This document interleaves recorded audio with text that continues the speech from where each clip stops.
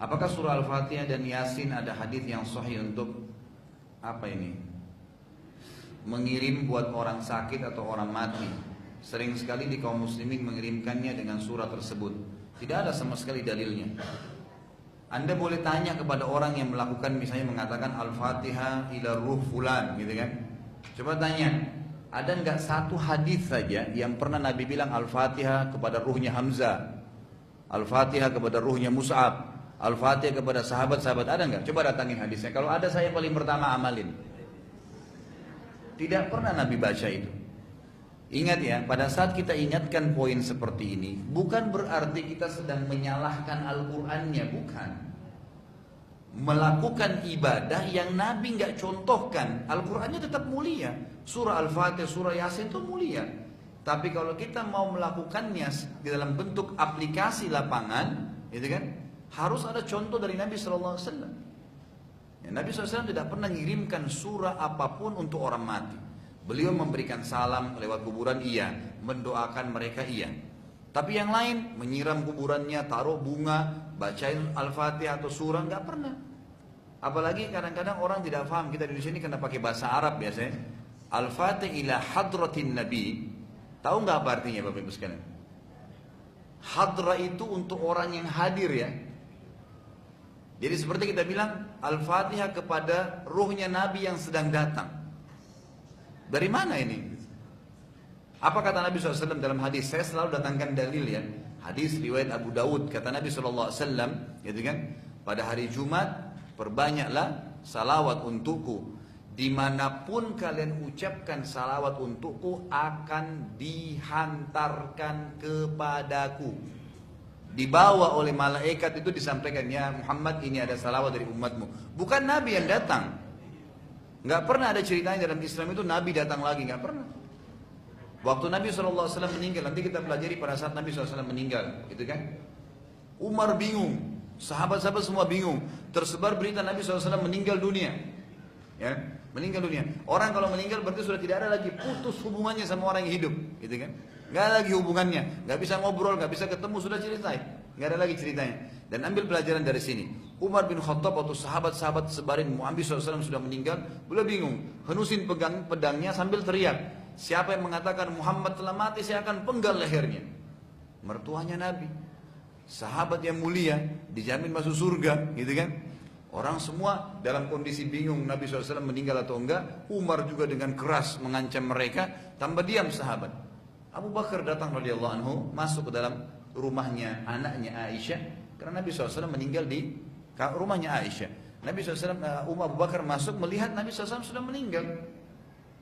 Maka Abu Bakar pun menutup, Nabi SAW mengecup dahinya sambil berkata, ya Rasulullah, engkau sudah mendapatkan apa yang Tuhanmu janjikan. Selesai, sama Abu Bakar ditutup mata Nabi SAW, ditutup dengan kain, lalu beliau keluar. Umar masih keluar, masih berdiri dengan pedangnya.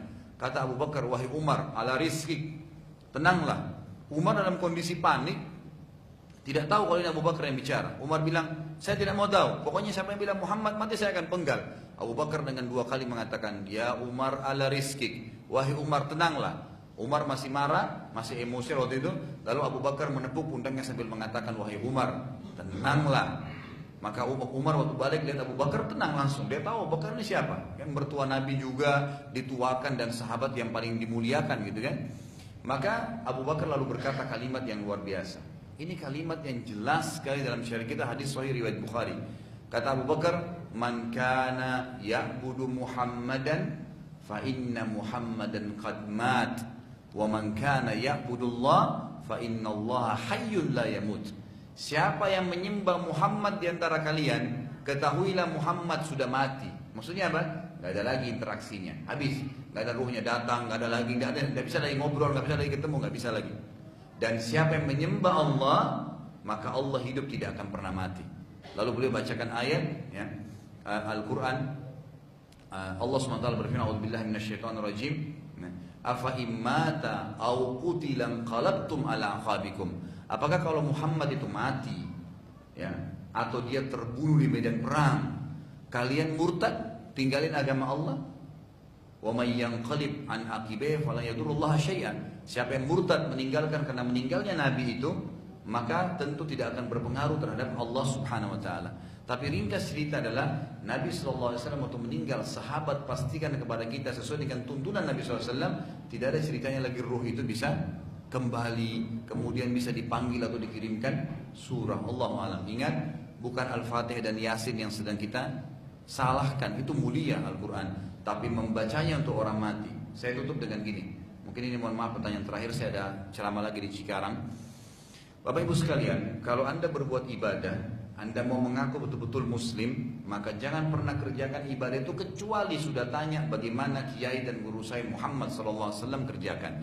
Mau puasa bagaimana Nabi puasa, mau sholat bagaimana Nabi puasa, sholat, mau haji bagaimana Nabi haji, mau baca Quran bagaimana Nabi baca Quran, mau zikir bagaimana Nabi zikir. Itu baru benar.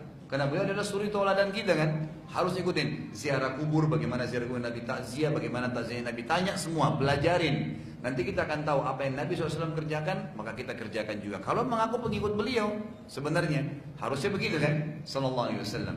Baik, itu satu poin. Poin yang lain, kalau Anda ingin menyatukan antara dua ibadah yang berpisah, misal ziarah kubur dengan baca Quran. Ziarah kubur ibadah kan?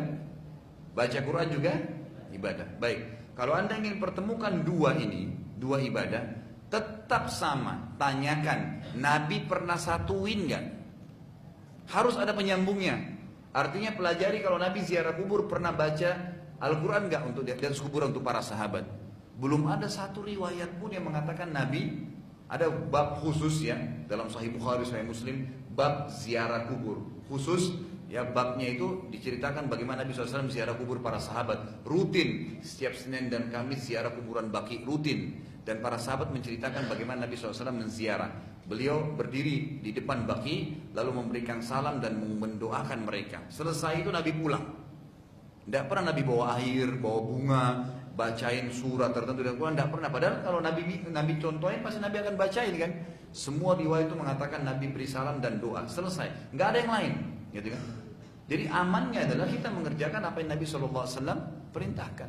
Al-Qurannya boleh kita baca buat diri kita, iya, gitu kan? Kita sumbang Al-Quran ke tempat menghafal Quran di masjid, niat untuk orang tua kita yang sudah mati boleh. Karena masalah amal jariah kan gitu. Tapi membaca surah tertentu untuk dikirim untuk orang mati, pertanyaannya, adakah dalilnya? Ada contoh nggak dari Nabi SAW? Kalau saya kiai saya Muhammad, saya nggak tahu kiai Anda siapa, gitu kan? Kalau Anda bilang kan bagus, ya, walaupun Nabi nggak contohkan, maka saya akan jawab, saya bilang kalau begitu Anda sama saja mengucapkan kepada kiai saya Muhammad SAW, Anda mengatakan maaf Rasulullah, saya lebih faham daripada Anda. Loh, Nabi nggak pernah contohin, dia bilang nggak apa-apa. Gimana caranya? Apa fungsinya Nabi SAW kalau begitu? Untuk dicontohin. Allah